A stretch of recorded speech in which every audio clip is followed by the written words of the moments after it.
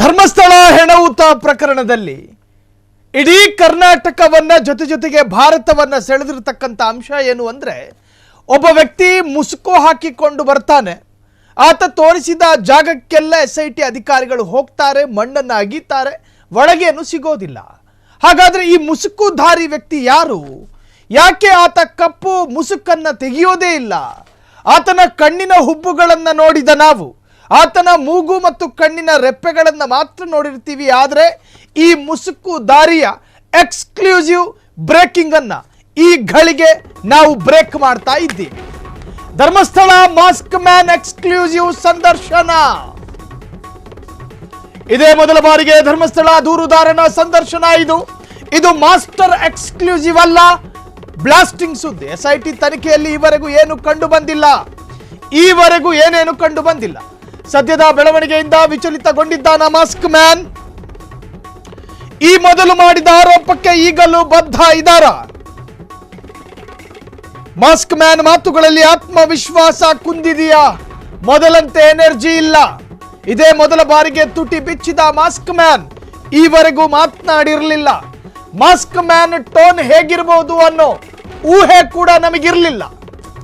First time, ಪ್ರಥಮ ಬಾರಿ mask man ನಾಲಿಗೆಯಿಂದ ಉಚ್ಚಾರ ಮಾಡಿದ್ದಾರೆ. ಫಸ್ಟ್ ಟೈಮ್ ಎಕ್ಸ್ಕ್ಲೂಸಿವ್ ಸಂದರ್ಶನ ಕೊಟ್ಟ ಮಾಸ್ಕ್ ಮ್ಯಾನ್. ಎಸ್ಐಟಿ ತನಿಖೆಯಲ್ಲಿ ಈವರೆಗೂ ಏನು ಕಂಡು ಬಂದಿಲ್ಲ. ಲೋಡ್ಗಟ್ಟಲೆ ಮಣ್ಣು, 2 JCB, 29 ಎಸ್ಐಟಿ ಅಧಿಕಾರಿಗಳು. ತನಿಖೆ ಚುರುಕು. ಆದರೆ ತನಿಖೆಯಲ್ಲಿ 6ನೇ ಪಾಯಿಂಟ್ನಲ್ಲಿ ಒಂದಷ್ಟು ಮನುಷ್ಯರ ಎಲುಬುಗಳು ಕಂಡು ಬಂತು. ಅದನ್ನ ಫಾರೆನ್ಸಿಕ್ಗೆ FSLಗೆ ಕಳುಹಿಸಿಕೊಡಲಾಯಿತು. ಹಾಗಾದ್ರೆ FSLಗೆ ಕಳುಹಿಸಿಕೊಡಲಾದಂತಹ ಆ ಮೂಳೆಗಳ ಬಗ್ಗೆ ಈಗಾಗಲೇ ಅಧ್ಯಯನ ನಡೀತಾ ಇದೆ. ಅದರ ರಿಪೋರ್ಟ್ ಇನ್ನೂ ಬಂದಿಲ್ಲ. ಎಸ್ಐಟಿ ತನಿಖೆ ಇನ್ನೂ ಮುಕ್ತಾಯ ಆಗಿಲ್ಲ. ಈಗ ಯಾರು ಏನನ್ನು ಹೇಳೋದಕ್ಕೆ ಸಾಧ್ಯ ಇಲ್ಲ. 90 ದಿವಸಗಳ ಕಾಲಾವಕಾಶಗಳಿರ್ತಾವೆ. ಅಲ್ಲಿಯವರೆಗೂ ಕೂಡ ಧರ್ಮಸ್ಥಳದ ಹೆಣಹೂತ ಪ್ರಕರಣವನ್ನ ಎಸ್ಐಟಿ ಅಧಿಕಾರಿಗಳು ಎಲ್ಲ ಆಯಾಮಗಳಲ್ಲೂ ಕೂಡ ತನಿಖೆಯನ್ನು ಮಾಡ್ತಾರೆ. ಹಾಗಾದ್ರೆ ಈವರೆಗೂ ಎಸ್ಐಟಿ ಅಧಿಕಾರಿಗಳ ತನಿಖೆಯಲ್ಲಿ ಏನೇನು ಸಿಗ್ಲಿಲ್ವಾ ಅಂತ ಕೇಳಿದ್ರೆ ಸಿಕ್ಕಿದೆ. 6ನೇ ಪಾಯಿಂಟ್ನಲ್ಲಿ ಒಂದಷ್ಟು ಅಸ್ಥಿ ಪಂಜರಗಳು ಸಿಕ್ಕಿದ್ದಾವೆ. ಅದೀಗಾಗಲೇ FSLಗೂ ಕೂಡ ಕಳುಹಿಸಿಕೊಡಲಾಗಿದೆ. ಅದು ಗಂಡಿನದ್ದ, ಹೆಣ್ಣಿನದ್ದ, ಹೆಂಗ್ ಸತ್ರು, ಅವರನ್ನು ಯಾರಾದರೂ ಕೊಂದು ಹಾಕಿದ್ರಾ, ಅವರನ್ನು ಯಾರಾದರೂ ಅತ್ಯಾಚಾರ ಮಾಡಿದ್ರಾ? ಕಾರಣ ಹೆಣಹೂತ ಪ್ರಕರಣದಲ್ಲಿ ಮುಖ್ಯ ಸಾಕ್ಷಿದಾರ ಹೇಳುವ ಹಾಗೆ ನಾನು ಅನೇಕ ಶವಗಳನ್ನು ಕಂಡಿದ್ದೀನಿ. ಆ ಪೈಕಿ ಹೆಚ್ಚಿನದ್ದು ಮಹಿಳೆಯರದ್ದು, ಆ ಪೈಕಿ ಹೆಚ್ಚಿನದ್ದು ಕನ್ಯಾಸ್ತ್ರೀಯರದ್ದು, ಆ ಪೈಕಿ ಹೆಚ್ಚಿನದ್ದು ಅತ್ಯಾಚಾರ ಕೇಸಿನದ್ದು. ಹಾಗಾದ್ರೆ ನಾನು ಧರ್ಮಸ್ಥಳ ದೇವಳದ ಆಡಳಿತದಡಿ ಕೆಲಸ ಮಾಡ್ತಾ ಇದ್ದೆ. ಆತ ಹೇಳ್ತಾ ಇರೋದು ಆತನ ಎಕ್ಸ್ಕ್ಲೂಸಿವ್ ಸಂದರ್ಶನದಲ್ಲಿ. ನಾನು ಮತ್ತು ಒಂದು ಸಣ್ಣ ತಂಡ ಅನಾಮಿಕ ಶವಗಳನ್ನು ಹೂಳ್ತಾ ಇದ್ವಿ.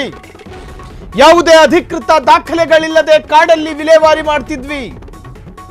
ದೇವಳದ ಮಾಹಿತಿ ಕೇಂದ್ರದ ನಿರ್ದೇಶನದಂತೆ ನಾವು ಕೆಲಸ ಮಾಡ್ತಾ ಇದ್ವಿ. ನಮಗೆ ಯಾರೋ ಬಂದು ಹೇಳಿಕೊಡ್ತಾ ಇದ್ರು. ಗ್ರಾಮ ಪಂಚಾಯಿತಿಗೆ ಯಾವುದೇ ಮಾಹಿತಿ ನೀಡದೆ ಕೆಲಸ ಮಾಡ್ತಾ ಇದ್ವಿ. ನಾವು ಎಂದಿಗೂ ಗ್ರಾಮ ಪಂಚಾಯತ್ ನಿರ್ದೇಶನಗಳನ್ನ ಪಡೆಯಲಿಲ್ಲ. ದೇವಳದ ಮಾಹಿತಿ ಕೇಂದ್ರ ಹೇಳಿದಂತೆ ಕೆಲಸ ಮಾಡ್ತಾ ಇದ್ವಿ. ಎಕ್ಸ್ಕ್ಲೂಸಿವ್ ಸಂದರ್ಶನದಲ್ಲಿ ಅನಾಮಿಕಾ ದೂರುದಾರನ ಮಾತಿದು. ಎಂತಹ ಶಾಕಿಂಗ್ ವಿಚಾರಗಳನ್ನು ಹೇಳ್ಕೊಂಡಿದ್ದಾನೆ ಅಂದ್ರೆ, ಇದೇ ಮೊಟ್ಟ ಮೊದಲ ಬಾರಿಗೆ ದೇವಳವನ್ನ ಎಳೆದು ತಂದ ಮಾಸ್ಕ್ ಮ್ಯಾನ್. ಇಂಡಿಯಾ ಟುಡೇಗೆ ವಿಶೇಷ ಸಂದರ್ಶನ ನೀಡಿರ್ತಕ್ಕಂತಹ ಮಾಸ್ಕ್ ಮ್ಯಾನ್. ಆತ ಹೇಳ್ತಾನೆ, ಗಮನಕ್ಕೆ ಇರ್ಲಿ, ಈ ಆರೋಪಗಳನ್ನ ಫ್ರೀಡಂ ಟಿವಿ ದೃಢೀಕರಿಸ್ತಾ ಇಲ್ಲ. ಮಾಸ್ಕ್ ಮ್ಯಾನ್ ಮಾತುಗಳನ್ನ ಯಥಾವತ್ತಾಗಿ ನಿಮ್ಮ ಮುಂದೆ ಇಡ್ತಾ ಇದ್ದೀವಿ. ನಮ್ಮ ಯಾವ ಉಪ್ಪು, ಹುಳಿ, ಖಾರನೂ ಇದರಲ್ಲಿ ಮಿಶ್ರಿತಗೊಳ್ಳೋದಿಲ್ಲ. ನಮ್ಮ ಸ್ವಂತ ಸಾಲುಗಳು ಕೂಡ ಉಲ್ಲೇಖ ಆಗೋದಿಲ್ಲ. ಆತ ಏನು ಹೇಳಿದಾನೋ ಅದನ್ನೇ ಸಾಲ ಪಡ್ಕೊಂಡು ನಿಮ್ಮ ಮುಂದೆ ತೆರೆದಿಡುವಂತಹ ಪ್ರಯತ್ನ ಇದೆ. ಕ್ಷಣ ಕ್ಷಣದ ಸುದ್ದಿಗಳಿಗಾಗಿ ಫ್ರೀಡಂ ಟಿವಿ ಸಬ್ಸ್ಕ್ರೈಬ್ ಮಾಡಿ, ಲೈಕ್ ಮಾಡಿ ಹಾಗೂ ಫಾಲೋ ಮಾಡಿ. ಹೊಸ ಸುದ್ದಿಗಳ ನೋಟಿಫಿಕೇಶನ್ಗಾಗಿ ಬೆಲ್ ಐಕಾನ್ ಮೇಲೆ ಕ್ಲಿಕ್ ಮಾಡಿ.